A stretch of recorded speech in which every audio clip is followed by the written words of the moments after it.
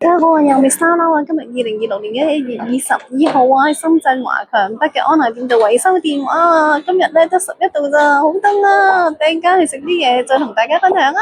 哇，飯樓啊，一盅2件啊，嚟咗深圳呢個華強北總店啊，咁啊試下睇下得唔得先。而家2點半，都仲係好多人等位啊！睇下裏邊好多人等位啊，攞咗飛啦，咁啊要等5張台啊，好多人等位啊！好快就原來等咗8分鐘就有位啦，咁呢，所以下午茶時段嚟食呢都係會快啲噶。咁佢啲凳呢就係卡座咁樣啦。咁我呢就今日呢，因為一個人嚟整碟啊，所以一個人嚟飲茶。通常佢哋美團啲2人餐我食唔晒啊，唯有呢就係買現金券咯。我而家點嘢食先？來呢個 waiter 幫我整咗茶啦，咁啊今日點鐵觀音啊，咁啊佢哋仲話呢自己係原味原西關啊，但係據我所知佢哋深圳原創噶，咁呢最近先去咗廣州度開分店噶咋。咁呢，我就點咗叫鳳眼海膽墨魚餃啊，咁呢就係好精緻嘅，睇個樣藍藍地色嘅個外皮。咁呢，另外呢，就嗌咗個呢，就銀針雪醬鰻魚酥啊，咁我覺得比較特別咯。嚟到呢啲咁嘅經典嘅點心店裏邊呢，茶樓裏邊呢，就食啲經典嘅嘢啦。間茶樓咧應該係太好生意啦。頭先我咧就等咗一陣上嚟攞位嘅時候咧，佢哋都係在執緊台噶，佢哋唔係執好台之後先過上嚟噶。OK，側邊等一陣都唔緊要。你睇佢哋清潔嘅程度咧，真係非常之一般咯。呢啲咧唔係太着重細節嘅茶樓咧，都唔會係大茶樓規格嚟噶。同廣州嗰啲廣州酒家啊、南苑嗰啲相比咧，真係咧即係低檔嘅一級咯。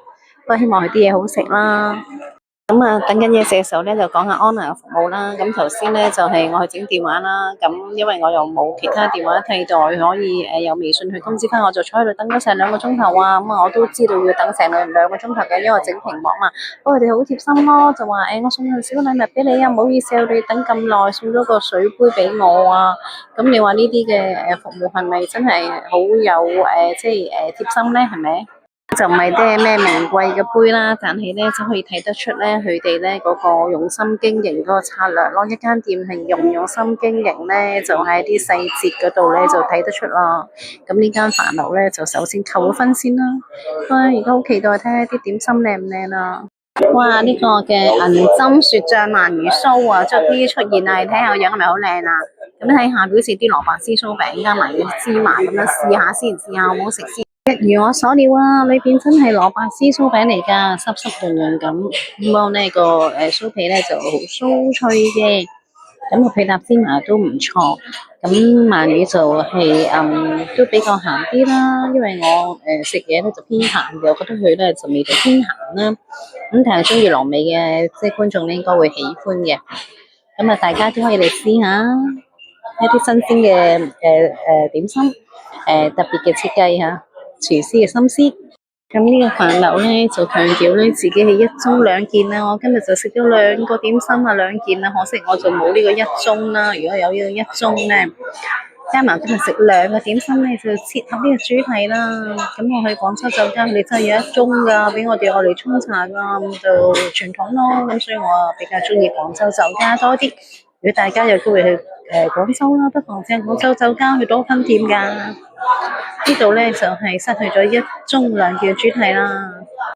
我咧就分開嗰隻嘅墨魚餃俾大家睇下，其實裏邊係蝦餃多啲咯，我一啲都食唔到墨魚個香味啊。咁佢有少少海膽喺個面嗰度嘅，咁啊仲有啲蟹子咁樣樣啦。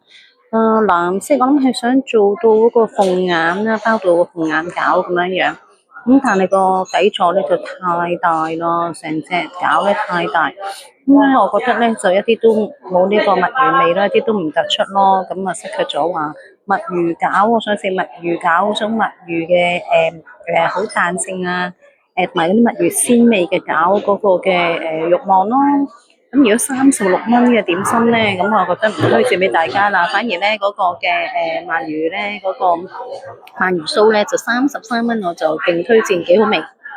我啱啱食完呢個點心埋單啦，咁啊就係茶位就7蚊啦，但係嗰啲茶真係淡到咧一啲味都冇，淡而無味嘅鐵觀音啊！咁咧，另外嗰個嘅鰻魚酥推薦啦，33蚊，墨魚膠就唔推薦啦，36蚊。咁然之後咧，總價就76蚊。咁我喺美團就買咗張代用券啦，就減咗2個半，所以咧今次就食咗73個半啊。好啦，呢間飯樓咧即係租2件就冇咗1盅啦，咁我自己食咗2件，咁啊裝修就 OK 嘅，咁啊主要都係即係我覺得係呢個嘅連鎖店咯。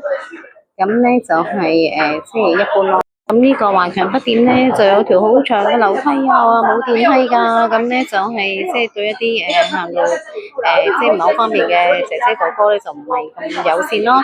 咁佢就我哋而家食完翻香港啦，西關不遠啊，飯樓再見啊！我諗如果我再嚟嘅話，即係我就唔會再見呢個飯樓啦，我就揀其他西關嘅酒樓啦。而家3點幾啦，因為佢4點到5點係休息噶，咁我依家咧就冇人等位啦，咁啊飯樓先做西關名店，我就覺得佢唔係咁正宗嘅西關咯。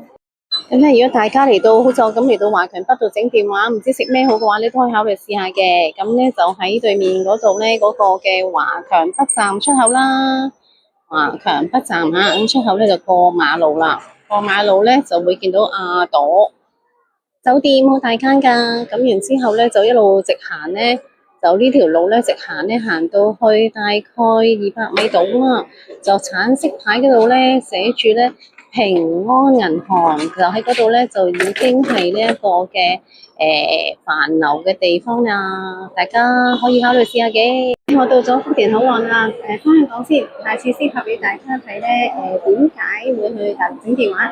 咁咧就我祝觀眾咧就感到幸福，沒有恐懼，下條片再見啦，拜拜。